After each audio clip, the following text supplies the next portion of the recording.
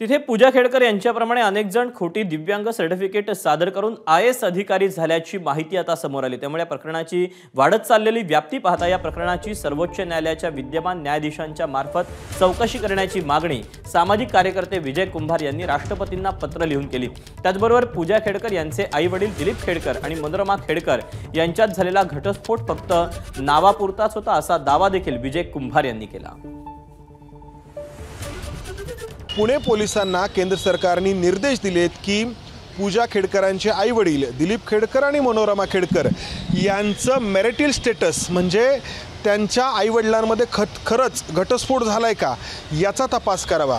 त्यामुळे या सगळ्याची एक स्वतंत्र यंत्रणेमार्फत चौकशी करण्याची मागणी सामाजिक कार्यकर्ते विजय कुंभार यांच्याकडून करण्यात येते। एकट्या पूजा खेडकरच्या विषयात कारवाई करून चालणार नाही, तर यामध्ये सगळ्या राज्य सरकार आहे, सगळी राज्य सरकार त्यांच्या स्पर्धा परीक्षा त्यांच्या नोकऱ्या तिथं देण्यात आलेली बनावट हे कागदपत्र सर्टिफिकेट याची चौकशी झाली पाहिजे। ती जर करायची असेल सगळ्यांनी वेगवेगळी केली तर खूप वर्ष लागतील।